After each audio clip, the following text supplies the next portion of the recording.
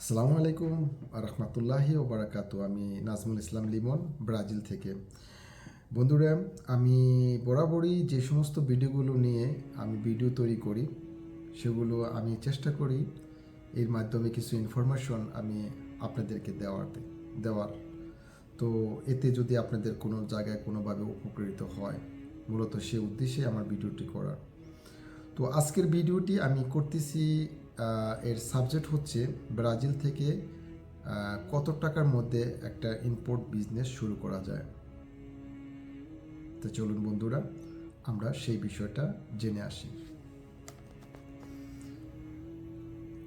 Brazil থেকে import business শুরু করতে সর্বোচ্চ কত টাকার দরকার হয় সে বিষয়টা আজকে আমি আলোচনা করব।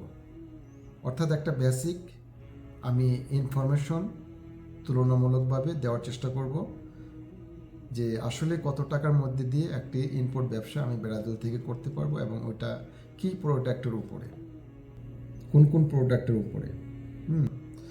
তো চলুন আমি তাহলে শুরু করি। হ্যাঁ, অনেকে মনে করে যে বিদেশ থেকে প্রোডাক্ট আনতে বিশাল পুঁজির দরকার হয়। এটা অবশ্য ঠিক, ডিপেন্ড করে কোন প্রোডাক্ট আপনি আনতে যাচ্ছেন। কিন্তু সত্যটা জানলে হয়তো আপনি অবাক হবেন। আজকের ভিডিওতে আমি একদম শুরু থেকে শেষ পর্যন্ত দেখাবো যে ব্রাজিল থেকে একটি প্রোডাক্ট বাংলাদেশে আনতে আসলে কত টাকার প্রয়োজন হয়, বা কোথায় এই টাকাটা খরচ হবে, কোথায় কোথায় টাকা দেওয়া লাগবে, এবং কিভাবে অপ্রয়োজনীয় খরচ থেকে আপনি নিজেকে রক্ষা করবেন।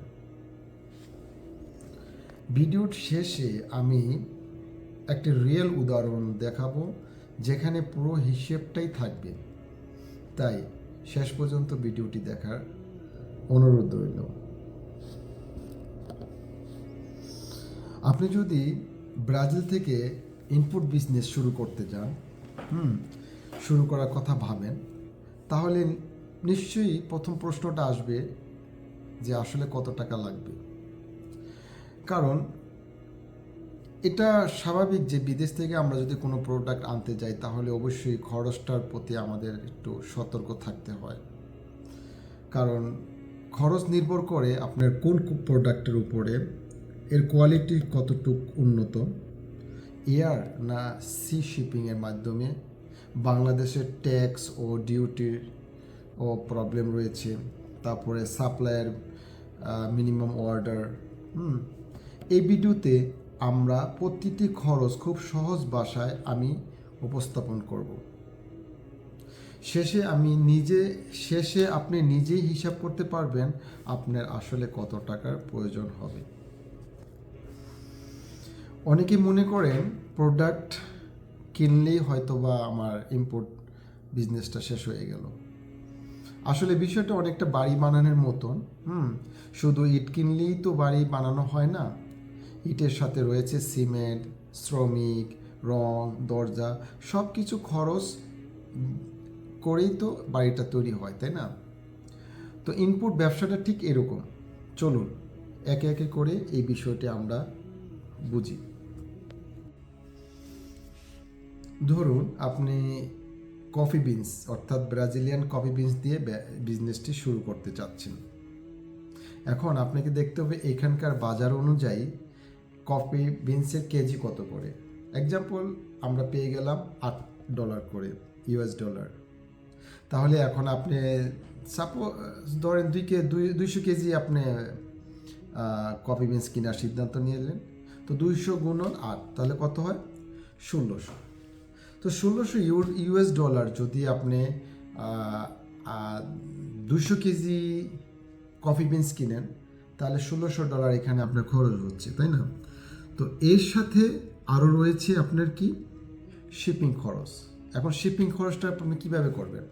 এটা হয়তো বা একটা দুইটা ওয়ে আমরা শিপিং করে থাকি।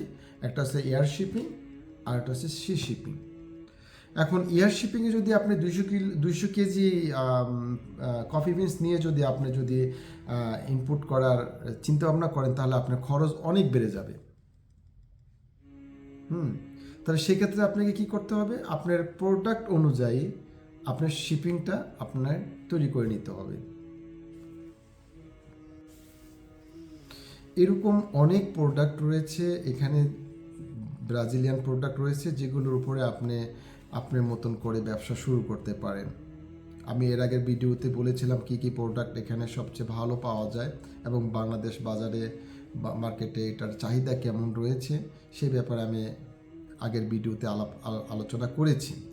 তো আজকে আমি শুধুমাত্র একটি এক্সাম্পল দিয়ে বুঝালাম যে খরচটা ঠিক এই পর্যায়ে যেতে পারে। এখন আমি টোটাল খরচটা আপনাদের সামনে তুলে ধরছি। চলুন, আপনি যদি ব্রাজিল থেকে কোনো মনে করেন যে কফি ইম্পোর্ট করতে চাচ্ছেন, হ্যাঁ, তাহলে প্রোডাক্টের কস্ট হলো $1600, শিপিং খরচটা হলো $450, তারপরে ইন্স্যুরেন্স যেমন $30, হ্যাঁ, তারপরে কাস্টমস অ্যান্ড ট্যাক্স হলো গিয়া $550, তারপরে ক্লিয়ারেন্স হলো $150, লোকাল ট্রান্সপোর্ট হলো $100, আদার চেঞ্জ হচ্ছে $120। তো সর্বোচ্চ হিসাব করলে আমি দেখবো যে $3,000 একটি উদাহরণস্বরূপ আমি তৈরি করলাম আর কি। এটা এরকম খরচ একটা উদাহরণস্বরূপ আমি আপনাদের কাছে উপস্থাপন করলাম। তবে নতুন যারা রয়েছেন, নতুন যারা ইম্পোর্ট করবেন তারা অবশ্যই খেয়াল করবেন এটা যে বড় কন্টেনার কখনো অর্ডার করবেন না। ছোটোভাবে ছোট পরিসরে আপনি ব্যবসাটি শুরু করুন, এতে আপনার অভিজ্ঞতা হবে বেশি এবং ঝুঁকি থাকবে কম। তাহলে বন্ধুরা, আজকে এই পর্যন্তই। যে যেখানে যে অবস্থায় আছেন ভালো থাকবেন, সুস্থ থাকবেন, সতর্ক থাকবেন, আমার জন্য দোয়া করবেন। আল্লাহ হাফেজ। আসসালামু আলাইকুম আ রহমতুল্লাহি ওয়া বারাকাতুহু।